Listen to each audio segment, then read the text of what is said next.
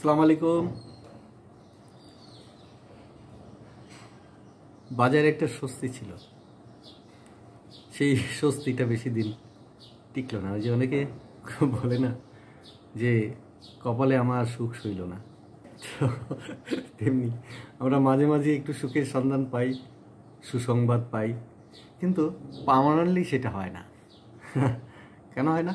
Permanently না হওয়ার মূল কারণ হলো আসলে আমরা পার্মানেন্ট একটা সিস্টেম তৈরি করতে পারিনি, এবং সেই সিস্টেমটা তৈরি করতে না পারার মূল কারণ যে আমাদের রাষ্ট্র শাসনের এই ব্যবস্থা, এবং যে সমস্ত রাজনৈতিক দলগুলো রাজনীতির সাথে সম্পৃক্ত থাকে, কিংবা যারা নির্বাচনের মাধ্যমে হোক কিংবা নির্বাচন খেলার মাধ্যমে হোক যে ক্ষমতায় যখন আসে, তখন তারা বলে যে এই চেয়ার যেহেতু আমার, দেশ তো আমার, তাই না? এবং তার সাথে কিছু সাঙ্গমন থাকে, আমলা কামলা মন্ত্রী পাইক পেয়াদা, তারা দেশ চালায় করেন।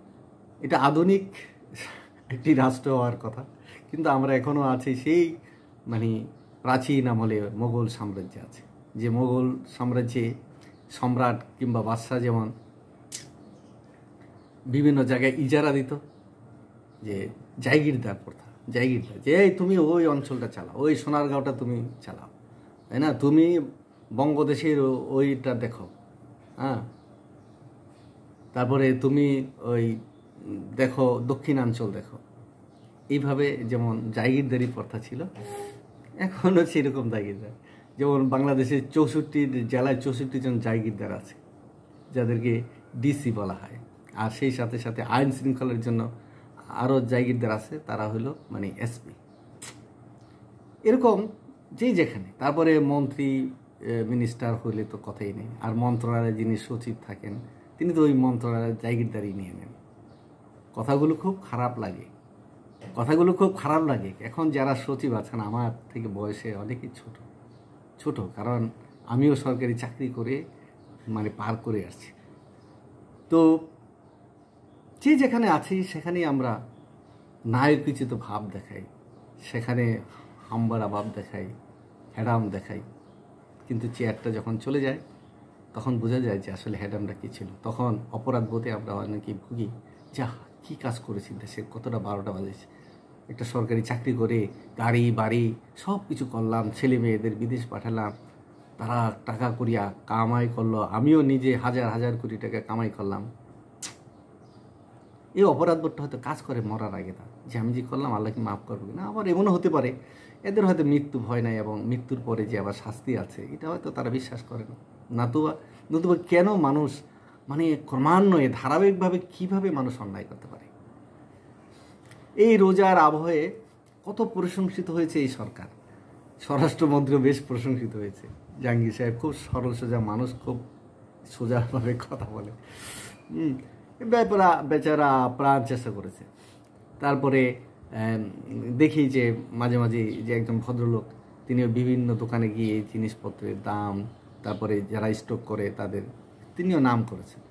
ওই সমস্ত কারণে রোজার মাসটাকে বেশ ভালো ছিল, বাজার দরও ভালো ছিল, তারপরে বিদ্যুতের অবস্থাটাও ভালো ছিল, খুব প্রশংসিত হয়েছে। কিন্তু যেই রোজা গেল, ঈদ গেল এবং গরমের কাল আসছে, এই গরম এখন শরীরেও লাগে, পেটেও লাগছে, অর্থাৎ যা ধরি তাই দাম। এটা কল্পনা করা যায়। এক সময় দুন্দুল দেখতাম যে গাছে ঝুলে থাকতো, এটা লাগাতে হতো না, এমনি হয়ে থাকতো। বড় বড় বনো গাছ যেগুলো আছে, বন্য গাছ, এরকম ফুল হয়, ফল হয়, বিশাল গাছ থাকে, সেখানে হাজার এরকম ধরে থাকতো। আমরা সেগুলো শুকাতো পড়তো, কখনো কেউ হয়তো সেটা মা খালারা কিংবা আমরা ওইটা শুকানো ওটা নিয়ে পরে গোসল করতাম, শরীর মাখতাম, সাবান দিয়ে শরীর মাখতাম। এখন আবার বাজারে সেগুলো বিক্রি হয়। আর সেই কাঁচাটা এখন সবজি, দামি সবজি। গতকাল বাজারে গিয়েছিলাম, আমি বললাম এই দুন্দুল কত করে? তা আমার একটা ধারণা ছিল 50-60 টাকা হতে পারে। বলে 100 টাকা। পেঁপে 60 টাকা। পেঁপের থেকে দুন্দুলের দাম বেশি, তাই না? কোথায় যাব? প্রত্যেকটি জিনিসের দাম। পেঁয়াজের দাম হুট করেই এক জায়গায় 60 টাকা ছিল, আর এক জায়গায় মহল্লায় চাইলে 70 টাকা। কয়েকদিন আগে 40 টাকায় কিনলাম। তো এই যে মানে নিয়ন্ত্রণহীনতা কেন হয়? এটা কারা? খালি বলে সিন্ডিকেট। তো সিন্ডিকেটে যদি ভাঙতে না পারে, আমার রাষ্ট্রের দরকারটা কি? সরকারের দরকারটা কি? আমার এত পুলিশ আমাদের পয়সা দিয়ে পালার দরকার আছে? কিংবা আমাদের অন্য আমলা কামলাদের পালার দরকার আছে? ছেড়ে দেন সব কিছু, আমরা যার মতো করে মহল্লায় একটা ব্যবস্থা করে যেভাবে একটা চলতে পারবো, এরকম মনে একটা ভাবনা মানে আসে, যদিও সম্ভব না, কারণ আমাদের রাষ্ট্রের দরকার আছে।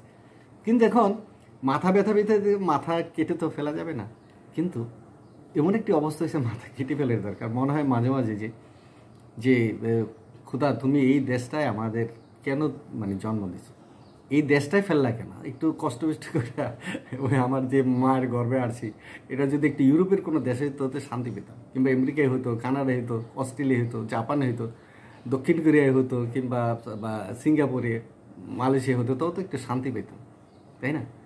ওই সমস্ত দেশে ধর্ম নিয়ে বাড়াবাড়ি নাই, কাটাকাটি নাই, হিংসাহিংসি নাই। আরে এক দেশে একটা মানুষ মরে যায়, সেই খবর একজন মানুষের জন্য নেতা, অমুক ধর্মীয় নেতাকে হত্যা করা হয়েছে, এটার জন্য থ্রেট দেওয়া হচ্ছে, আমরাও আরেকজনকে থ্রেট দিচ্ছি। এই তো বাধা অনুবাদ চলছে, কে কারে মাইরে ফেল।